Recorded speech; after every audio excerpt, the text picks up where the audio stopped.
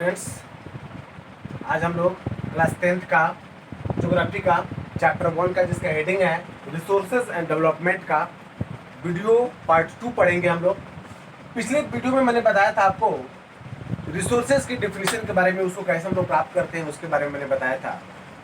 Resources होने के लिए क्या कंडीशन है उसके बारे में मैंने बताया था। इस वीडियो में मैं रिसोर्सेज के टाइप के बारे में बताऊंगा और हर टाइप का जो डिफिनीशन होता है विथ एग्जांपल मैं समझाऊंगा। आइए सबसे पहले हम चलते हैं पहला टाइप जिसका नेम है on the basis of origin. Origin के आधार पर, ओरिजिन मतलब होता है उत्पत्ति, उत्पत्ति के आधार पर। तो there are two types of resources on the basis of origin. पहला नंबर है बायोटिक और दूसरा नंबर है अबायोटिक। बायोटिक का क्या डिफिनीशन है तो देख लीजिए। The resources which obtained from biosphere. Biosphere मतलब क्या होता है, जहां पे केवल लिविंग थिंग्स होते हैं। बायोस्फीयर, स्फीयर मतलब घेरा, आवरण, is called biotic resources. Example के तौर पे देख सकते हैं plant, tree, human, flora and fauna. यहाँ पे फ्लोरा से समझा दें kinds of plants, species of plants. Fauna, fauna का मतलब है species of animals.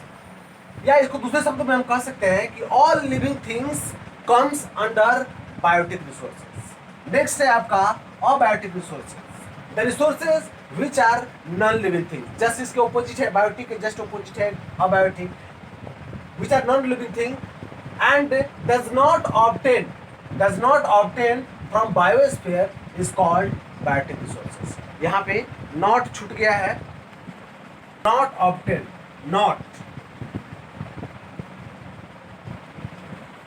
does not obtain from biosphere is called abiotic resources। Example के तौर पे water, air, soil etc। Next है आपका on the basis of exhaustibility. Exhaustibility मतलब होता है उपलब्धता के आधार पर, उपलब्धता के आधार पर।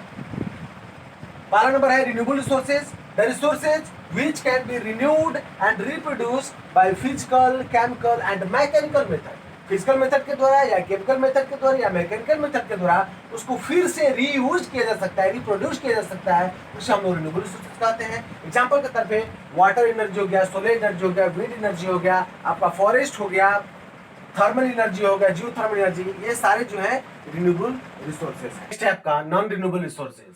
The resources which can not be reused or reproduced by any method, either chemical, physical or any method, mechanical method, are called non-renewable resources।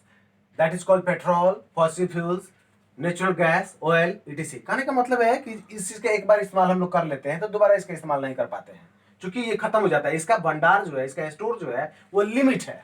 Next number है on the basis of ownership, मतलब स्वामित्व के आधार पर। Ownership मतलब मालिकाना होता है, स्वामित्व होता है, अधिकार के आधार पर। Individual resources, the resources which are owned privately by individuals, यानी प्राइवेटली किसी एक व्यक्तिगत रूप से, किसी एक पर्सन का, किसी एक व्यक्ति का इस पर अधिकार होता है, आर कॉल्ड इंडिविजुअल रिसोर्सेज। जैसे कि आपका लैंड हो गया, गांव में होता है, या बहुत सारे लोग होते हैं जिनके पास अपना लैंड है, वो उनका अपना व्यक्तिगत संपत्ति है। पास्चर लैंड हो गया, पॉन्ड हो गया, वेल हो गया, व्यक्तिगत लोग अपना रखते हैं।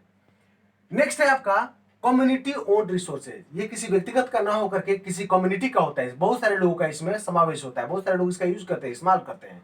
जैसे कि the resources which are accessible to all the members of the community are called community owned resources. यानी पूरी कम्युनिटी के द्वारा इस रिसोर्सेज का इस्तेमाल किया जाता है। जैसे कि आपका ग्रेजिंग ग्राउंड्स हो गया, कोई पर्सनल व्यक्ति उसमें नहीं अपने जानवरों को चराता है। ब्यूरल ग्राउंड्स हो गया, जिसको हम लोग क्या बोलते हैं, आपको ये श्मशान घाट जिसको हम लोग बोलते हैं, ब्यूरल ग्राउंड्स हो गया आपका। विलेज पॉन्ड्स हो गया, पब्लिक पार्क्स हो गया, पब्लिक स्पॉट्स हो गया, जहां पे पूरी कम्युनिटी के लोग जाते हैं। नेक्स्ट है आपका नेशनल रिसोर्सेज, यानी एक नेशन के द्वारा, यानी हालांकि जब नेशनल रिसोर्सेज की बात आती है तो नेशन में जितना भी रिसोर्सेज होता है, चाहे वो प्राइवेट हो, इंडिविजुअल हो, कम्युनिटी हो, सब नेशनल का रिसोर्सेज होता है। All the resources belonging to a nation are called national resources. Example के तौर पे ऑल मिनरल्स हो गया, वाटर रिसोर्सेज हो गया, वाइल्ड लाइफ हो गया, फॉरेस्ट हो गया। समुद्र एरिया में जो आपका 12 नॉटिकल माइल्स होता है, मतलब एक देश से सटा हुआ जो भी एरिया होता है 12 नॉटिकल माइल्स तक, वो एरिया उस नेशन से बिलोंग करता है। नेक्स्ट है international resources, the resources which are regulate by international institution, अंतर्राष्ट्रीय संस्था के द्वारा जो जिस रिसोर्सेज को रेगुलेट किया जाता है उसे इंटरनेशनल रिसोर्सेज कहते हैं। एग्जाम्पल के तौर पर आप देख सकते हैं कि इंटरनेशनल कोर्ट हो गया, इंटरनेशनल बैंक हो गया, इसके अलावा 200 nautical miles in the ocean. Ocean में जब किसी देश की सीमा जो 12 किलोमीटर से बाद का जो एरिया होता है समुद्र में, वो इंटरनेशनली आ जाता है, उसमें बिना इंटरनेशनल इंस्टीट्यूशन के सुझाव के उसका यूज नहीं किया जा सकता है। On the basis of status of development, यानी विकास के आधार पर, विकास की स्थिति के आधार पर, यहाँ बता रहे हैं potential resources, developed resources, stock and reserve resources. तो सबसे पहले हम लोग पोटेंशियल रिसोर्सेज को समझते हैं। The resources which are found in a particular region, किसी खास क्षेत्र में वैसा रिसोर्सेज जो किसी खास क्षेत्र में पाया गया है, देखा गया है, but have not been utilise, लेकिन अभी तक उसका इस्तेमाल नहीं किया गया है। इसके पीछे कई सारे रीजन है। Due to lack of technology, हम इसे कह सकते हैं कि टेक्नोलॉजी हमारे पास उतना नहीं है कि हम लोग इसको इस्तेमाल कर सके, और एप्रोप्रिएट कैपिटल, यानी इकोनॉमिक कंडीशनली, इकोनॉमिकली भी हम स्ट्रांग नहीं है जिसके कारण उसका इस्तेमाल कर सके।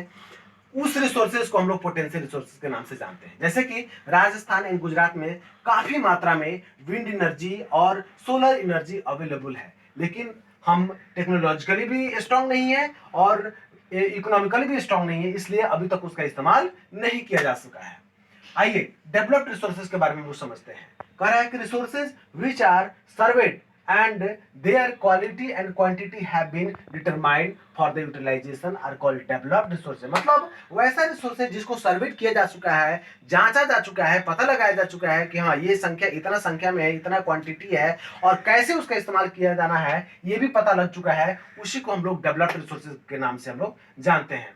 Its development depends upon technology and economy. हाँ, फिर वही बात आती है टेक्नोलॉजी और इकोनॉमी की। इकोनॉमी यानी आपके पास टेक्नोलॉजी है तो आराम से उसका इस्तेमाल कर सकते हैं, यानी ज्यादा टेक्नोलॉजी है तो ज्यादा मात्रा में इस्तेमाल कर सकते हैं, इकोनॉमिकली स्ट्रांग है तो ज्यादा मात्रा में उसका इस्तेमाल कर सकते हैं।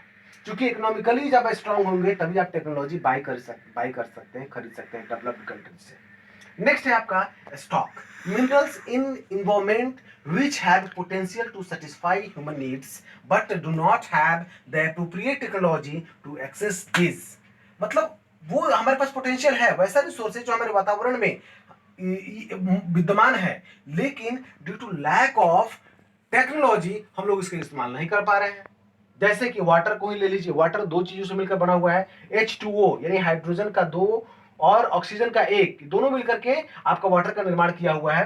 तो हाइड्रोजन और ऑक्सीजन अलग अलग करेंगे तो हाइड्रोजन का भी इस्तेमाल हो सकता है ईंधन के रूप में, ऑक्सीजन का भी इस्तेमाल हो सकता है ईंधन के रूप में, लेकिन हमारे पास एप्रोप्रिएट टेक्नोलॉजी नहीं है, इसलिए इसको हम सेपरेट नहीं कर सकते हैं, और इतनी बड़ी जनसंख्या के लिए इसका उपयोग नहीं किया जा सकता है, इसलिए इसको हम स्टॉक के रूप में रखे हुए हैं। नेक्स्ट है आपका reserve resources, the resources which are subset of stock and can be used with the help of existing technology। मतलब कहने का अर्थ है कि ये भी एक स्टॉक के रूप में है, संसाधन के रूप में है, हमारे पास विद्यमान है, लेकिन हम लोग और सबसे बड़ी बात है इसके लिए पॉजिटिव थिंकिंग है कि हमारे पास जो टेक्नोलॉजी है वो वर्तमान टेक्नोलॉजी के माध्यम से उसका हम लोग इस्तेमाल कर सकते हैं, और कैसे उसका इस्तेमाल करना है ये भी हमें पता है, know how, but their used had not been started, लेकिन उसका यूज अभी तक इस्तेमाल नहीं किया गया, उसका यूज अभी तक शुरू नहीं हुआ है, स्टार्टेड नहीं हुआ है, इसे हम लोग रिजर्व रिसोर्सेज करते हैं। क्यों? क्योंकि उसके बदले हमारे पास उसका सब्स्टिट्यूट है जिसका हम लोग इस्तेमाल कर रहे हैं। जिस दिन ये सब्स्टिट्यूट खत्म हो जाएगा हम लोग निश्चित रूप से रिजर्व रिसोर्सेज पर डिपेंड हो जाएंगे। एग्जांपल के तौर पे आप बता रहे हैं कि वाटर हो गया इन डैम, जैसे डैम में जो वाटर होता है उसका इस्तेमाल कर सकते हैं हम लोग। फॉरेस्ट हो गया, ये फ्यूचर यूज के लिए हो सकता है। इसमें एक और खास बात आती है कि it is a stock for future requirements, ये भविष्य के आवश्यकताओं की पूर्ति करने के लिए यहाँ एक स्टॉक के रूप में है। इस तरह से आपका मैंने इस वीडियो में रिसोर्सेज के टाइप्स के बारे में बताया, उसके डेफिनेशन के बारे में बताया, उसके एग्जांपल्स के बारे में बताया। नेक्स्ट वीडियो में हम लोग फिर आते हैं अगले टॉपिक के साथ, तब तक बाय, थैंक यू।